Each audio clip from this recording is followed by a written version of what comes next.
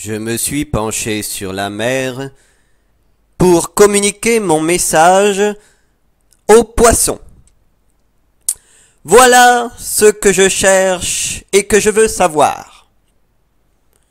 Les petits poissons argentés du fond des mers sont remontés, répondre à ce que je voulais. La réponse des petits poissons était « Nous ne pouvons pas vous le dire, monsieur, parce que là, la mer les a arrêtés. » Alors j'ai écarté la mer pour les mieux fixer au visage, et leur ai redit mon message.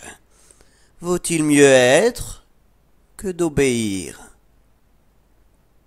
Je le leur redis une fois, je le leur dis une seconde, mais j'eus beau crier à la ronde, ils n'ont pas voulu entendre raison. Je pris une bouilloire neuve, excellente pour cette épreuve où la mer allait obéir.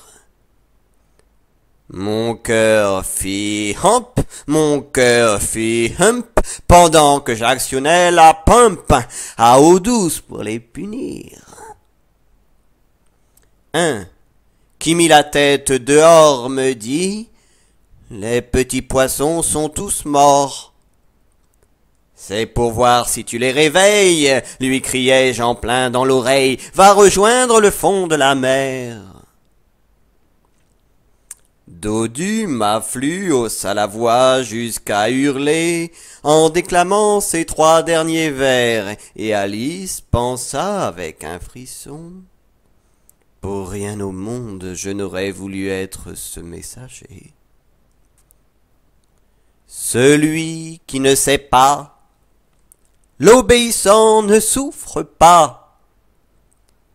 C'est à celui qui est à savoir pourquoi l'obéissance entière est ce qui n'a jamais souffert. Lorsque l'être est ce qui s'effrite, comme la masse de la mer, jamais plus tu ne seras quitte. Ils vont au but et tu t'agites, ton destin est le plus amer. Les poissons de la mer sont morts, parce qu'ils ont préféré à être, d'aller au but sans rien connaître, de ce que tu appelles obéir. Dieu seul est ce qui n'obéit pas. Tous les autres êtres ne sont pas encore, et ils souffrent. Ils souffrent ni vivants ni morts. Pourquoi? Mais enfin les obéissants vivent. On ne peut pas dire qu'ils ne sont pas. Ils vivent et n'existent pas. Pourquoi? Pourquoi? Il faut faire tomber la porte qui sépare l'être d'obéir. L'être est celui qui s'imagine être assez pour se dispenser d'apprendre ce que veut la mer. Mais tout petit poisson le sait.